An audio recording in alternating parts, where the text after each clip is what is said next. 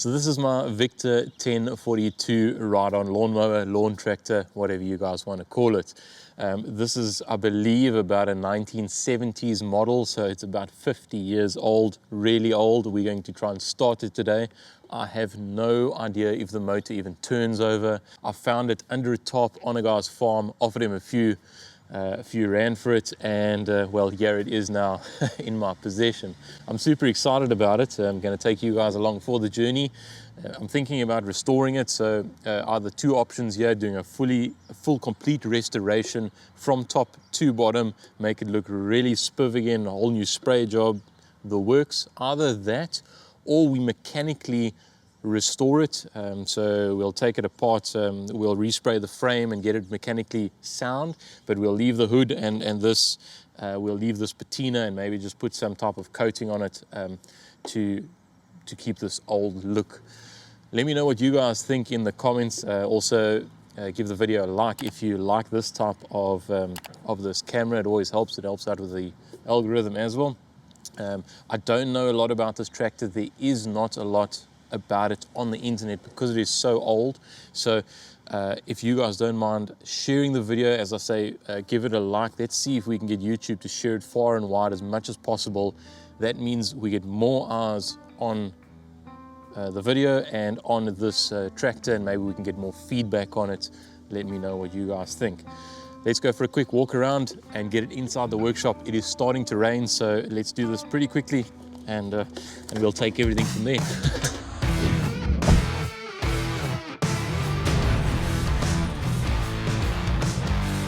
So this is basically the entire tractor. It's got a cutting deck, which is quite nice. It's not hooked onto the tractor at the moment. I just put it underneath there. The little mounting sort of points are on there. When I picked it up, these two pieces were separate. The tractor was under the top, and this cutting deck was stored inside a shipping container. I suppose a quick look around, it looks like there's some flat spots underneath the wheels. Not to worry, we'll just turn those flat spots to the top, shouldn't be a problem. The motor is a Briggs & Stratton 10 horsepower motor. I think it's quite an old motor, the original one that was on this thing. Not sure if it even turns over. I can't get to the crank to turn it over. It is electric start. There's the starter. If we look inside here, there was a spot for a battery, and the fuel tank, I believe, went somewhere in this area over here, and then you would fill it through this hole. It's not there, it's not missing. We'll have to fabricate something. It's also missing a light on the front. That's not a problem. It's quite cute actually, with one eye winking there. It reminds me of those cute little puppies. One of them had a bit of a droopy eye. Oh man, she was so cute. If you missed that video, there will be a link in the description. Anyway, so both front tires are flat. The steering does work though, and I believe from the pictures that I've seen that these are actually the original tires from the 1970s. That is unbelievable. Looking around at the right hand side, it's kind of difficult to see inside here. Well, let's actually open it up. We can actually see that there's a couple of belts. All the belts are actually still on this thing, and there's a little bit of a drain pipe or water pipe exhaust, and there was a bit of a at some stage there would have been a muffler on here that is completely gone. So we'll have to make something like that. Also, if you have a look inside here, now it is a little bit dark. Let's see if I can lighten that up a bit. There we go. The oil, I believe there's no oil in the motor, but it looks really fresh. So this oil has probably been slowly dripping out, and that's probably what has stopped this whole lot from rusting, because this is standing at the coast. So pretty stoked about that, that there is a bit of oil around there. Let's actually just check the oil here. As you can see, well, there, maybe if I get it right. I'm not sure if you're going to focus on that, but anyway, the oil is right at the bottom. So yeah, hopefully the motor's not damaged, and hopefully it turns over. Having a look on this side of the deck, so this is where the grass comes out. Now this thing is still on a spring. That's quite nice. It's made out of metal. This, I tell you, this tractor is made really, really strong. There's no plastic on this thing. Well, I say no plastic other than that little front grille. Yeah, all the levers are here, everything else is here. This is not a hydro drive, so a lot of the new tractors nowadays are hydraulic drive. This is an old school gearbox inside here. We've got 3 forward gears and 1 reverse gear. So there's number 1. That actually doesn't want to go in now, but there it goes into number 2. It was going in earlier. Probably just got a rocket pack and forward, goes into reverse. So that's quite neat. Little throttle setup here. I'm pretty stoked about this, where we've still got some of the original stickers that are on here, and you can actually still read them. There's a little ammeter. There's some switches missing over here, which we'll have to replace at some stage. I would imagine that was the throttle. A little bit sticky now. It's not even connected up. And also, thankfully, the steering wheel is mostly in one piece. There is a little bit of a split over there. We'll see if we can get that repaired. But yeah, pretty stoked about the condition. It really does look good. We will need to, I like this, transaxle drive. This thing has got a really big, now you can't really see it now. We'll have a look inside the garage. It's got a really big differential in the back here. That is super awesome. I think it's full of oil. You also can't really see it here, but there we go. See if we can get you in there a little bit. The axle is leaking oil, and you can see it is leaking on the tire, so that means there is oil in there. And what else do we have? Oh, I wanted to get to the seat. It may look like this is still okay, but this is one of them speed seats where if you're not careful and you pull off too fast, the seat actually comes right off. So we are going to have to repair that. That is a basic overview of what is happening here today. We're going to get this into the garage. As you can see, it is starting to rain now. And let's see if we can get it started and running. We'll also have a look at the deck. The deck does need a bit of work, but we'll get to that, I reckon, in another video. I just want to see this thing driving around the yard. Super excited. Super, super excited. Yes, I tell you, this thing may be small, but it's fairly heavy. Like, really overbuilt. Oh, jeez. Although the tires are a little bit flat, so I guess that's why it doesn't really want to roll that easily. Yeah, I wanted to work outside, but it's starting to rain, so yeah, we'll have to put up with working in the garage here. The light is not the best. I'll do the best I can. Whew, I'm out of breath. Jingles, man, I only had to push this thing like 10 meters.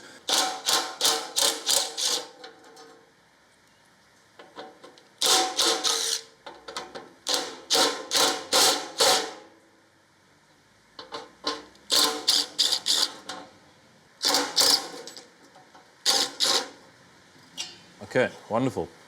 The engine does turn over, which is a good thing. Although a little bit worrying. The spark plug is in there, but it doesn't feel like there is much compression. It feels like there's pretty much no compression actually. So unless this engine has got maybe a compression release, maybe for an easy start. I don't know. Let's whip the spark plug out and we'll see what happens.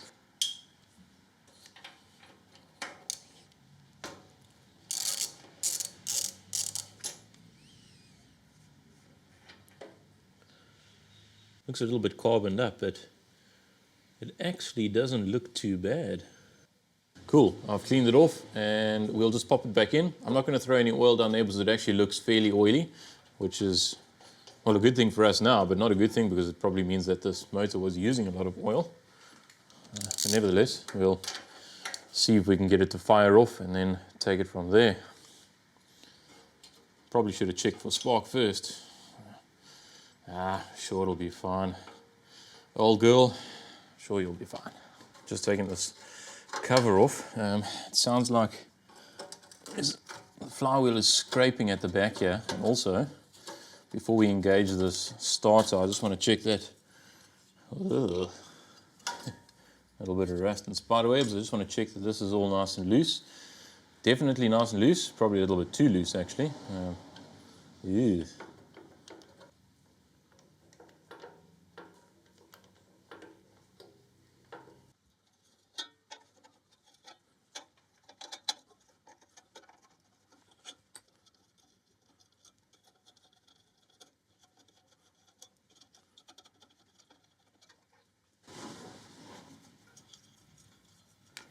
fingers, man. How long is this screw? Bloody longer than a week. Oh, there we go.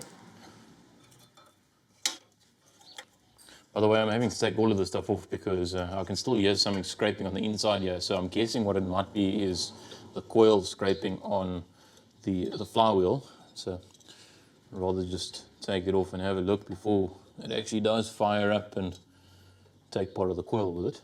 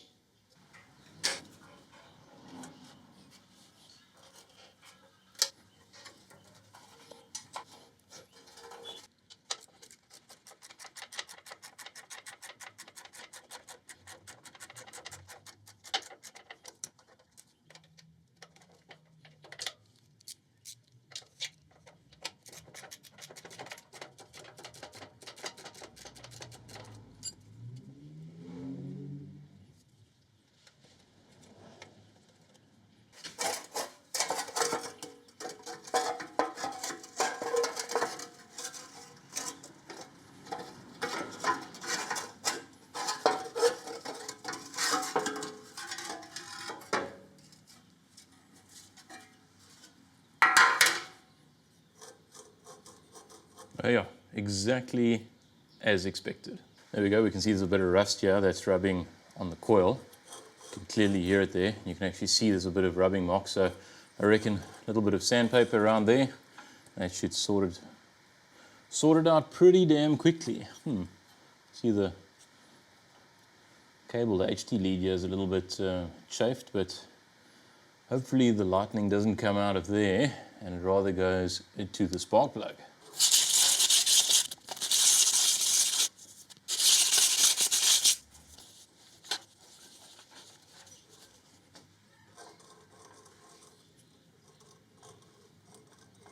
So I wasn't going to take the carburetor off, I was just going to see if it actually fires off just like that. But if you look all the way down into the intake, there's a little bit of rust and debris down inside there. So rather than risking that being sucked into the engine, I think I'm going to take the carb off. Hopefully everything is okay in there and we can try and turn this thing over really soon.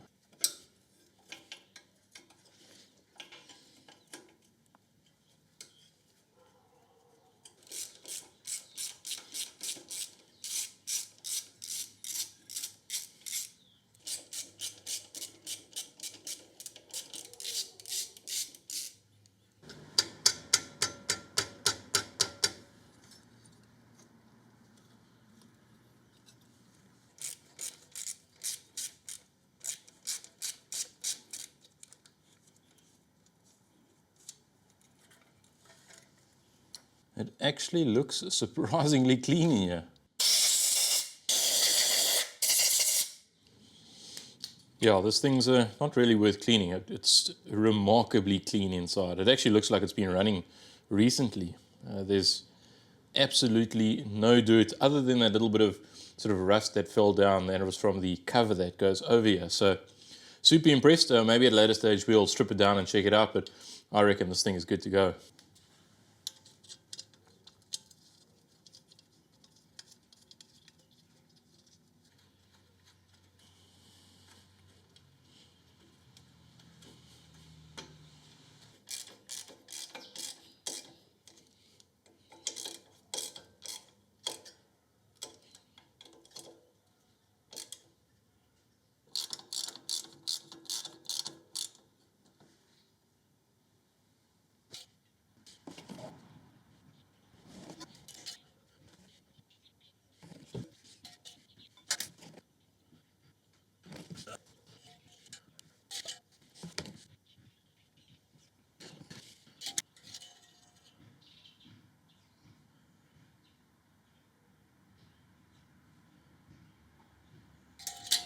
So we got the carburetor back on, it's all bolted up, and I thought, let me just check for spark.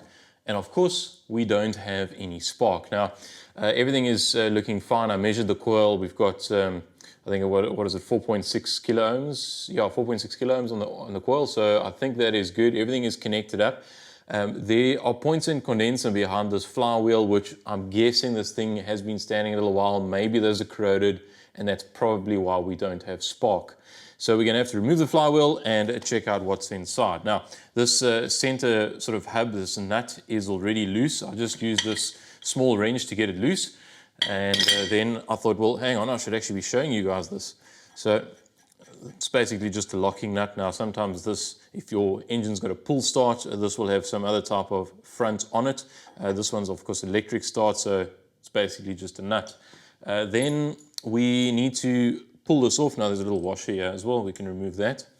We need to pull this flywheel off. So I don't have a puller that fits nicely around here. So basically what I've just done is taken a piece of 12 by 12 solid bar, and there's these two bolt holes here. So we're basically just going to bolt each side in and pull it up against the end of the crank, put some pressure on it, and then hopefully tap the side of the flywheel, and then once it's under a bit of pressure, everything will just pop loose. Now, that's the loose plan. I hope it's going to work like that. I'm not 100% sure. So I guess we'll just have to wait and see.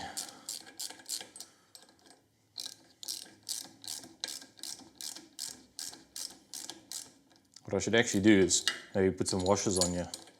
It might help things turn a little bit. I know this is not the right way to do it, but you know, when you don't have the correct tools, you got to try and make a plan.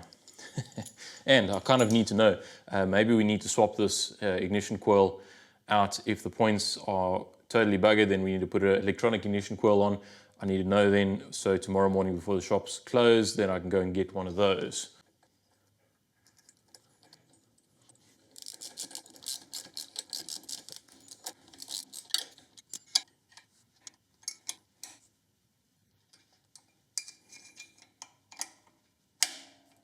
Oh, nice.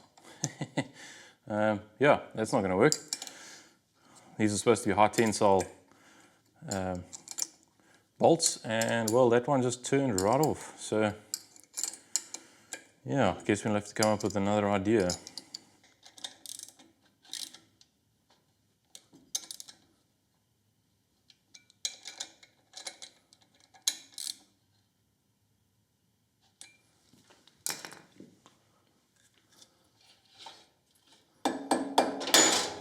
There we go, just like that. Popped right off, just needed a little tap. Of course, using a copper hammer here, don't go using a normal hammer. You don't want to be damaging this, putting dents in the side of the flywheel, but pretty glad that came off relatively easily. Maybe this bolt that we had was just a dud. I mean, that one just snapped off, it just turned off for nothing. So yeah, I suppose you get what you pay for, eh?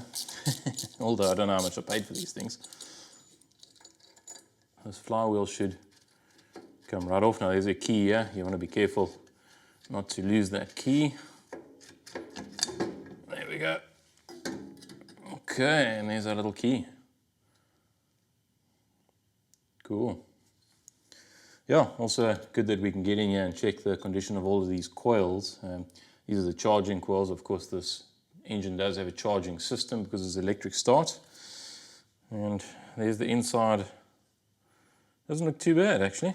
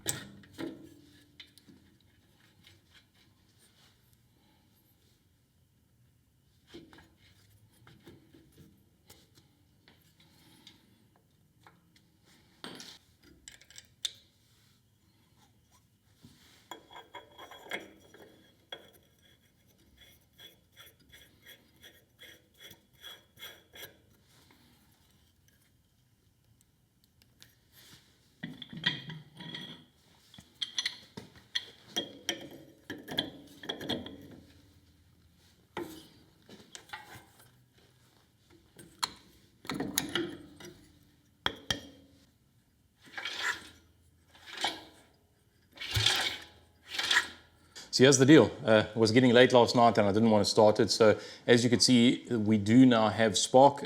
I don't have an air filter, not a problem for now. And this morning I've quickly MacGyvered up a terrible electrical system, but it'll work. And the best part of all, I think I went a little bit overboard here. We did get a fuel tank in. Now, I don't know how I'm going to afford to fill this fuel tank, but it's rather large. Good old OT's coming to the rescue. It's probably like 200 mils of fuel, but nevertheless, that will work for now. So I went to the store, picked up I don't know what you would call this thing, a solenoid, I suppose a body mount solenoid, and got a little relay. This is an 87A, I don't know what you want to call it, but anyway, so we've got a bit of a kill switch. Also got a key, so there's the key, wired it in to the back very loosely, and we've got the battery in. So we are ready to give it a start. There is no fuel in the tank. I'm not sure if you can even see in there. There we go, no fuel. So pretty keen on giving it a go. I've also got a little bit of a fuel filter, and everything is ready.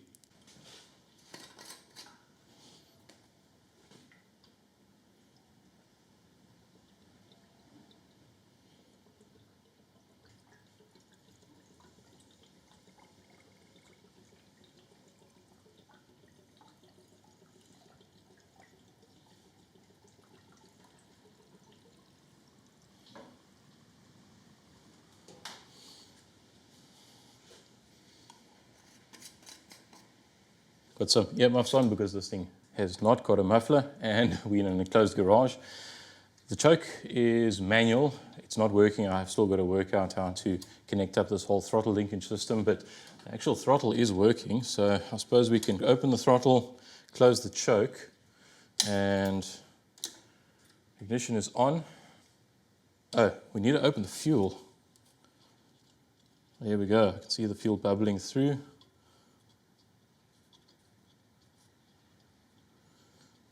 There's a little fuel tap down here. There we go. First start in, I'm not going to say 50 years, but first start in many, many years. Throttle.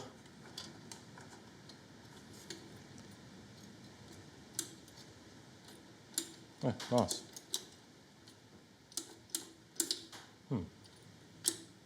Wonder what's happening. Hello. Okay.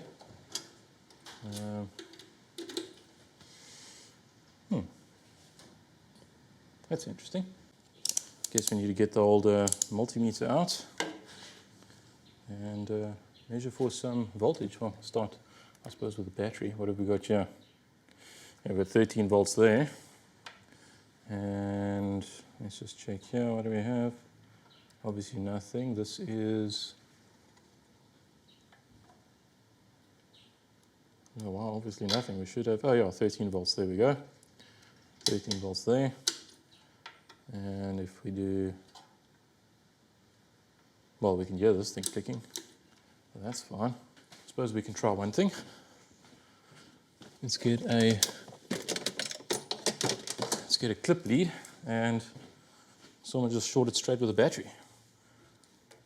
So we've got positive there. That's going onto ground, and yeah. That's not working. I wonder what is up. Okay, figured out the problem. I had the earth in the wrong place. The solenoid has to be earthed here, not on this little tab. Not sure what this tab is for actually, so should be good to go now. Just turn this fuel back on. Now I don't have any of the covers on here. I don't plan on running this thing very long. I just want to see if it fires. Ooh, it's actually dripping fuel. That's not a good sign. Wonder if the bowl isn't seating properly, or the float isn't seating properly. The needle, should I say. Cool.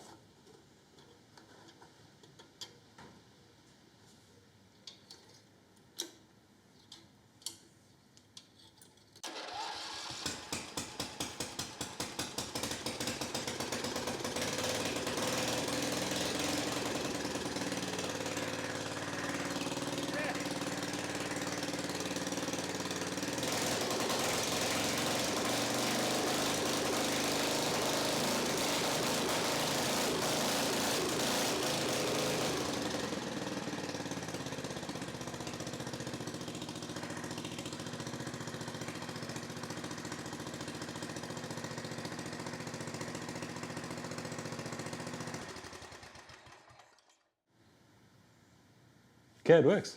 Awesome. Now that we know that it starts, I suppose the next question is, does it drive? We'll get to that shortly. I must say that I'm super impressed with how easily it started. I mean, literally this is as it happened. I put in some fuel into the carb or into that system, cranked it over. You saw it firsthand, it just fired up into life. I'm very impressed with that. We do need to rig up some type of air filter. I've just put something over there now just to make sure that nothing falls in there. Also, we need to sort out some type of wiring harness. This is not really too kosher. Yeah, you know, safety third at the moment. So we need to do that. We also need to check that the charging system works. Now, we are missing a regulator and a rectifier and a regulator. I need to get my hands on one of those, or maybe we'll fabric cobble one together. Not too sure yet. We'll see just now. Yeah, and then maybe, look, this thing is damn loud. So I think possibly some type of muffler. Now, I do have something in mind. It's not original to this tractor, although it's going to, I think it's going to fit in with the theme. We'll see how that turns out. I also do want to just please remind you to like the video. Let's get it shared as much as possible so that we can keep this little piece of history alive and going. Yeah. Join us in the next episode. We will see if this thing runs. Oh yeah, we also need to check the gearbox oil and pump the tires. The tires are flat. It's not going to drive too nicely if they're flat. But in the next episode, we'll check that all out. Subscribe, like, comment, as I said, all of that good stuff. My name is Grant Burton. This is the Burton Builds Garage, and you'll see me in the next one. Cheers.